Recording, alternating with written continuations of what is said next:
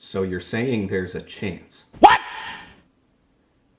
What the fuck? With an exceptionally high number of high-profile mass shootings in the United States in 2022, with 11 mass shootings occurring just this past weekend, the conversation around how to address the gun crisis in the U.S. has brought bills into Congress that seem like they may actually pass to make schools and the community safer. I'm John from Evolving Education. Let's get right into it. So number one, 11 mass shootings this weekend, protests all around the country. Somewhere around 11 mass shootings have been confirmed in Detroit, Denver, and Chicago, just to name a few, with 11 dead, 45 injured, and it barely made headlines, which shows just how desperate the situation is from an outside perspective. Juxtapose this against thousands of protesters in different parts of the country rallying for gun reform in the US. Houston, DC, New York, just to name a few places where this happened. This was mostly kickstarted by recent shootings in Buffalo and Uvalde, Texas, but many of these protests are a more general rally based on the overall trend of high mass shooting amounts in recent times. So number two, the House passes their bill.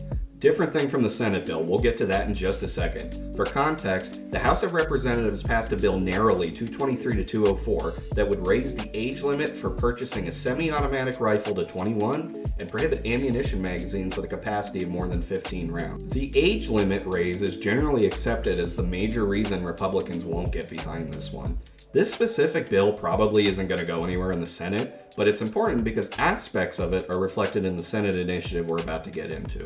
And hey, if this format of breaking down information is helpful to you, I'd really appreciate it if you would hit the like button below. It lets me know that this content and format are vibing with you, which helps me grow the channel the way you want to see it. Thank you so much. Number three, the Senate bill. What's being proposed?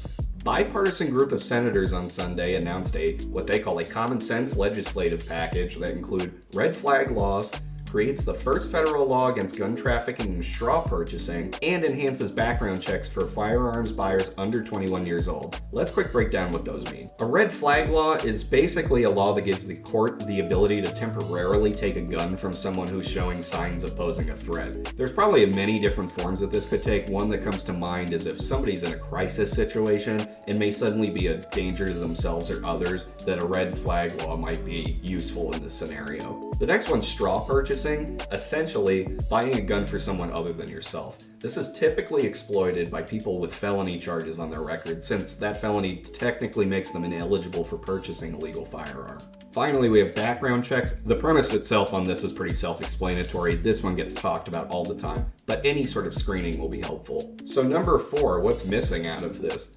Biden was pushing for an assault weapon ban and universal background checks, both of which were suggestions on a video I made recently about 10 methods on solving gun control, which you should definitely check out. I'll link it somewhere in this video. Remember, the background checks in the current Senate bill are only for people under 21. My hope, though, is that if this takes hold and holdouts see that it doesn't actually change all that much for a gun purchaser, but potentially saves a lot of lives, that universal background check may be more ready for discussion in a bipartisan way. So number five, Biden's response. In a statement, Biden made a point of singling out for thanks not only Democratic Senator Chris Murphy of Connecticut, who led these talks, but Republicans, Senator John Cornyn of Texas and Tom Tillis of North Carolina. The president also mentioned Arizona's Democratic Senator Kyrsten Sinema, who has balked at helping fellow Democrats pass parts of Biden's domestic agenda. To quote Biden, "Obviously, it does not do everything that I think is needed, but it reflects important steps in the right direction and would be the most significant gun safety legislation to pass the Congress in decades," Biden said in a statement released by the White House. To be clear, none of this is set in stone, and there's the possibility that it falls through, but this is the most promising news about gun reform in nearly 3 decades in the United States, so let's keep our fingers crossed.